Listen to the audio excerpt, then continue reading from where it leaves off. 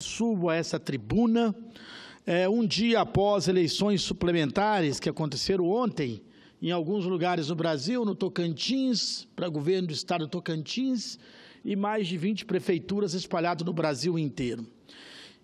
E, Regufe, o grande destaque dessas eleições foi o número enorme de abstenções, de voto branco e de voto nulo. Chegando a ponto que um estado como o Tocantins, tiveram 443.414 eleitores que deixaram de votar, entre abstenção, branco e nulo. Isso significa 49,33% da população apta a votar. Ou seja, a metade dos eleitores deixaram de votar praticamente, dando um resultado que favoreceu com certeza quem está no poder, porque quem está no poder ocupando provisoriamente o governo do estado do Tocantins é o presidente da Assembleia Legislativa, senhor Carlesse, que passou para o segundo turno com 30,14%, ou seja, com clareza, o peso da máquina e um partido pequeno, que é um PHS, o nome do partido desse cidadão, pesou, meu nobre senador Medeiros, para que o cidadão fosse ao segundo turno. E o outro que ficou no segundo turno é um profundo conhecido no estado, que é o senador Vicentinho Alves, colega nosso, amigo nosso aqui, que ficou em segundo lugar nas eleições, obtendo aí cerca de 20 e poucos por cento dos votos, 22% dos votos. Então, consequentemente, ficou claro que essa atitude dos eleitores, essa atitude de afastar, essa atitude de se abster, ou de votar nulo ou votar branco, não resolve muita coisa, meu nobre senador Regufe. O que ajuda, na verdade, esse tipo de atitude é favorecer o poder econômico, é favorecer quem está no poder, ou quem são as elites. Ficou claro nesse processo do Tocantins. E vai ficar claro para o Brasil, se o eleitor não refletir essa questão, e não avaliar bem as atitudes que devam ter. Ao invés de jogar fora o seu principal instrumento eleitoral, o seu principal instrumento reivindicatório, que é o voto, que é a decisão, meu nobre presidente, de poder fazer diferente, simplesmente se negar a participar. Porque se negando a participar, é aquilo que acabei de falar, vai estar ajudando o poder econômico, vai estar ajudando as elites a se perpetuarem no poder e, consequentemente, não estarão fazendo a sua tarefa. O eleitor precisa conscientizar que a política é inerente ao processo, que precisa participar do dia a dia, da vida, da discussão, do que ocorre na cidade, seja na feira livre, seja na igreja, seja na família, seja aqui no Congresso, seja onde for, estamos fazendo um trabalho político. E as atitudes são políticas, ela tem essa inerência social. Veja cidades tipo, por exemplo, a cidade de Teresópolis, uma cidade que também teve eleição ontem para prefeito, meu nobre senador Regufe. Nessa cidade, a decisão da eleição foi feita com pouco mais de 20 votos, que decidiu o primeiro colocado do segundo colocado, também com abstenção enorme, fazendo com que um candidato, que era do mesmo partido que fora cassado antes por abuso do poder econômico, permanecesse no poder, com menos de 20 votos de diferença do segundo colocado. Ou seja, ficou caracterizado que esse tipo de atitude favorece apenas um lado, as elites mandatárias, o peso do poder econômico, tá certo? E não ajuda a termos uma sociedade melhor, uma sociedade mais fraterna, mais justa, uma sociedade livre dos fichas sujas, livre das pessoas corruptas, livre das pessoas que realmente não podem continuar na vida pública. Então, eu quero chamar a atenção a todos os eleitores do Brasil. Façam uma reflexão, avaliem esse caminho, tá? E tome as decisões melhores para que a gente possa, em outubro, separar de fato o joio do trigo, ter uma participação massiva nas eleições, votar contra o poder econômico, votar contra os interesses dos abusos de poder, votar contra aqueles que estão processados na Lava Jato, processados nos processos que envergonham a nação brasileira, votar contra aqueles que são fichas sujas. Isso é que eu espero que possam fazer, porque é a única situação que nós, Regulf, que estamos aqui, igual Vossa Excelência, igual a mim, que defendemos o contribuinte, que defendemos o povo que precisa ser representado, que defendemos realmente a política correta, temos toda a dificuldade do mundo para publicizar e para que o povo compreenda o que estamos fazendo. As redes sociais estão tomadas de fake news. Muitas vezes aquilo que a gente coloca, eles já nem olham mais nada, porque é tanta fake news, é tanta mentira, é tanto engodo nas redes sociais, que a população está assim um tanto quanto de saco cheio de toda a situação que nós estamos vivendo. Eu lembro-me que pedi aqui, há tempos desses atrás, logo no segundo dia da greve dos caminhoneiros, a demissão do Pedro Parente. Talvez tenha sido um dos primeiros senadores dessa tribuna a pedir ao presidente Temer que demitisse aquele cidadão que era o presidente da Eletrobras quando do apagão, quando do blackout nacional, quando de toda a tragédia que tinham os Eletrobras e no Ministério de Minas e Energia, ele estava na frente de toda essa política, e que não tinha sentido o Brasil ficar mandando óleo cru para os Estados Unidos ou para outros lugares para refinar lá e comprar a gasolina cara para vender aqui no Brasil. Por isso que eu concordo com Vossa Excelência, que inclusive já demonstrou com números e com dados que as alíquotas possam ser mexidas, que não tem sentido mexer com o preço do diesel e não mexer com o preço da gasolina. Não tem sentido ter essa gasolina caríssima igual nós temos. Isso tudo demonstra outros equívocos do governo, outros equívocos dos nossos mandatários, quando não prioriza um sistema, um modal de transporte mais adequado. Porque o Brasil não pode continuar refém das rodovias, meu nobre senador Paulo Paim, que acaba de adentrar esse plenário. O Brasil não pode ficar refém das rodovias.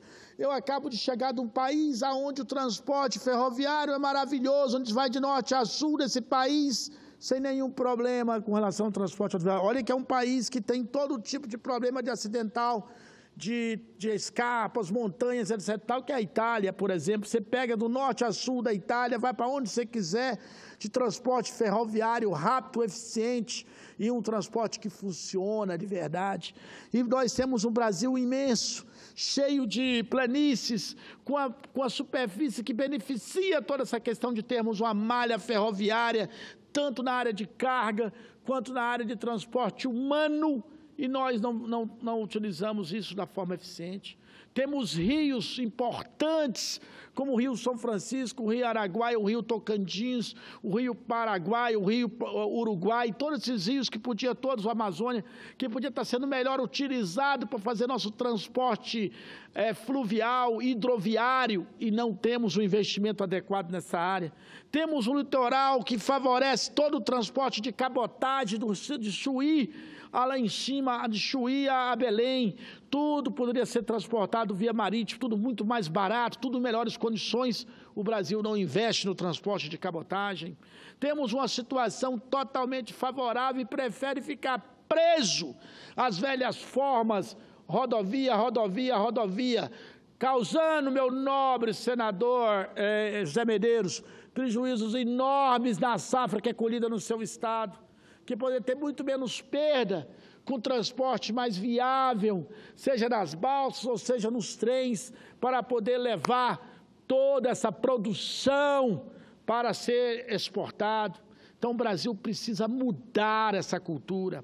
É inadmissível, por exemplo, termos uma Petrobras cujo governo tem 60% das ações dela a serviço do grande capital, para poder beneficiar. Por isso que eu pedi a demissão de Pedro Parente, lá 2 dias depois da greve dos caminhoneiros. Aqui, fui um dos primeiros a pedir essa demissão.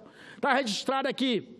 E pedi, porque Pedro Parente, em vez de estar governando para o Brasil, está governando para o nosso povo, estava governando para meia dúzia de acionistas da Petrobras, milionários, que cada vez mais fica mais rico, com o aumento da malandragem e com o aumento desse câmbio maluco da gasolina, do diesel, de etc. e tal. Então, é inadmissível isso, meu nobre senador Paulo Paim.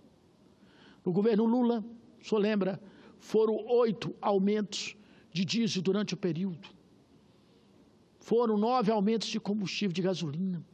Tá certo? Por que no outro governo tem que ser essa loucura de aumentar todo dia? Agora é diário. Diário, a ponto dos colegas aí do governo, que estão no governo federal hoje, dizer, claro, que tem que ser feito igual é no diesel. O reajuste da gasolina não pode ser diário, tem que ser primeiro mensal. Olha o avanço. Foi para mensal do diesel. Então, a gasolina tem que ser mensal e não diário. Tem que ser mesmo. Porque nós, brasileiros, não suportamos mais continuar chegando no posto de manhã e de tarde. O preço é um, de manhã, de tarde é outro. Isso é inadmissível, inadmissível, inadmissível. Então, o Brasil precisa mudar, precisa mexer nas suas políticas estruturantes, meu nobre presidente, senador Regufe.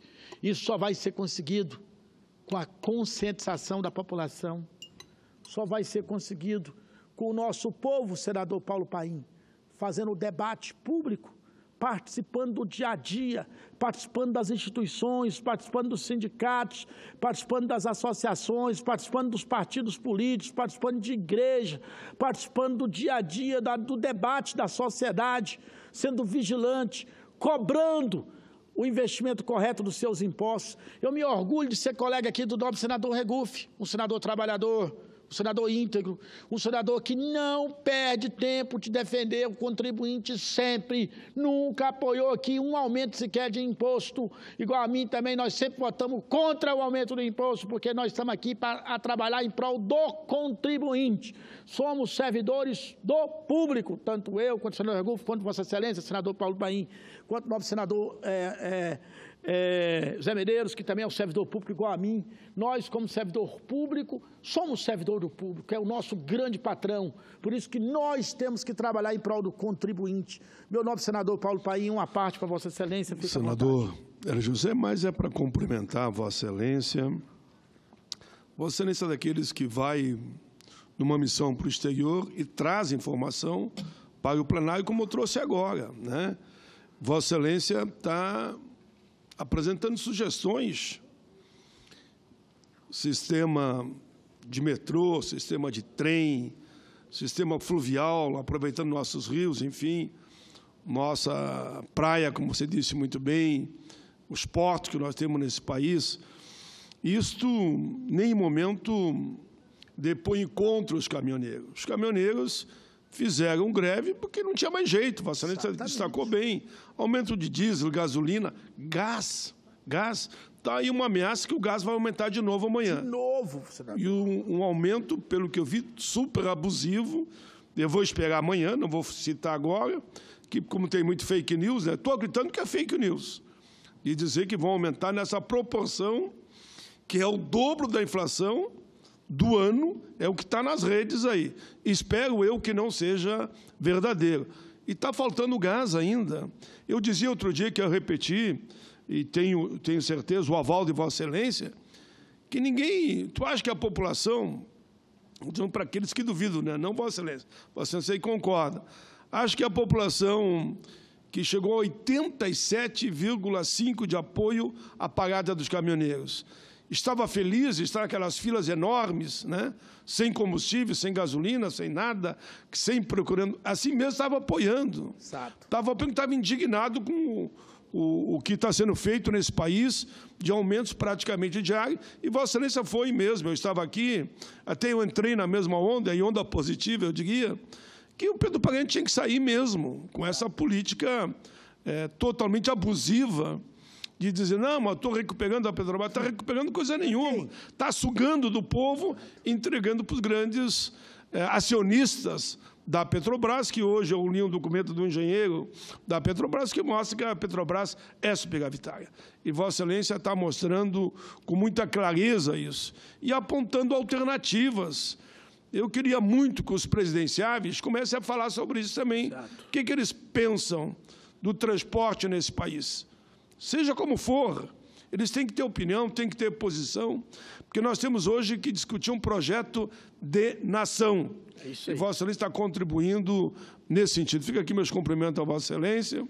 Quero dizer que, e falei em particular, vou falar aqui, quando Vossa Excelência teve que fazer essa missão no exterior e prestou conta aqui da tribuna, eu tive audiência com os ciganos. Exatamente. Aqui na Comissão de Direitos Humanos, justifiquei a sua não presença. Os documentos que me entregaram, entregarei a Vossa Excelência, como já avisei, e outros eles vão entregar diretamente a Vossa Excelência, para que o Estatuto seja votado o mais rápido possível.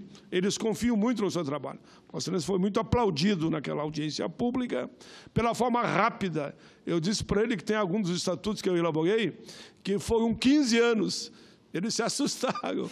Digo, esse está na mão da relatoria do senador Rei José, relatou nas duas, já pediu aqui para a senadora Regina, vai relatar aqui, se der tudo bem, pela redação que ele está articulando, dialogando com todo mundo, oxalá a gente aprove ainda esse ano o relatório desse projeto, que é de minha autoria, mas Vossa Excelência está construindo a redação final, que é o Estatuto do Cigano, uma população que está totalmente invisível nesse país e que eles querem ter os mesmos direitos que os outros trabalhadores. Como eles disseram, afinal, somos humanos também. E as políticas humanitárias têm que estar em primeiro lugar. Parabéns a Vossa Excelência. Obrigado, meu nobre senador Paulo Paim. Quer dizer que incorporo a parte de Vossa Excelência e dizer que, para mim, é com muita honra que eu relato esse projeto do Estatuto dos Ciganos, porque é um povo dessa nação chamada Brasil, bem integrado, são mais de 500 mil ciganos no nosso país e que nós estamos fazendo um trabalho de reconhecimento à colaboração que esses cidadãos têm dado ao nosso país. Mas voltando ao tema, senador Paulo Paim, eu de fato tive nessa missão no exterior já marcada muito antes, fui lá discutir a energia solar fotovoltaica, fui lá na Enel, a empresa que está fazendo o maior empreendimento solar fotovoltaico no Brasil, que é no Piauí, onde está fazendo 290 megawatts de energia solar fotovoltaica, onde tem um grande investimento dessa empresa aqui no Brasil, lá no Ceará, na Coelce, onde tem um grande investimento dessa empresa, que acaba, inclusive, de adquirir o controle da Eletropaulo em São Paulo, e tem um grande investimento dessa empresa também na Celg, que acabou de adquirir no ano passado aqui no Brasil, tendo essa empresa italiana, né, um trabalho muito forte aqui no Brasil, e eu, como tinha acabado de garantir a leitura do pedido da CPI do setor elétrico aqui nessa casa, não poderia deixar de fazer essa viagem importante para compreender a política do setor elétrico internacional, do que está acontecendo, para que a gente possa melhor discutir na nossa CPI essa importância da discussão contra, no meu caso, pelo menos eu tenho uma posição clara de ser contra a privatização do setor elétrico, por reconhecê-lo como estratégico, como essencial para a nossa sociedade e que nós não podemos permitir que ele seja privatizado ou dado da forma que querem encaminhar. O governo hoje, nos jornais, primeiro eu vi, parece que está recuando dessa lógica de querer privatizar a Eletrobras, já fico muito satisfeito com isso, porque temos eleições gerais esse ano. Esse ano o povo vai responder com quem quer votar. Se é com quem quer uma política de transporte que prioriza a rodovia, ou se quem quer uma política de transporte que prioriza a hidrovia e ferrovia, que é mais barato. Se é quem quer priorizar aumento da gasolina todo dia, ou se é quem quer priorizar o Brasil. Quem quer priorizar em grandes setores empresariais que investem em ações da Petrobras, o que quem quer investir? Me permite só uma frase? Pois não, senador Paulo. Vossa Excelência está comigo nessa caminhada também, ou quem quer privatizar os Correios. Exato. E demitir 5 mil trabalhadores e fechar 500 agências, que Vossa Excelência já fez pronunciamento contra, e eu também fiz, inclusive realizamos uma audiência pública. Com certeza, senador Paulo Paim, fiz discurso contra, com conhecimento de causa, nobre senador Paulo Paim. Eu fui assessor do presidente Ayrton Dipp Langaro, do Estado de Vossa Excelência. O Ayrton Dipp foi prefeito de Passo Fundo e foi presidente dos Correios. Um grande prefeito. Grande prefeito, né, senador? Foi presidente dos Correios, eu fui assessor por 4 anos dos Correios Elétricos do Brasil, então conheço a fundo a importância dos Correios Elétricos para o nosso país e que o Correio Elétrico não pode ser privatizado, entregue à exploração do capital privado. Nós demonstramos, eu e Vossa Excelência, na CPI da Previdência, o tanto que esses empresários, tipo agora, Pedro Parente está sendo cotado para ser o presidente da BRF, presidente do Conselho de Administração da BRF, presidente lá.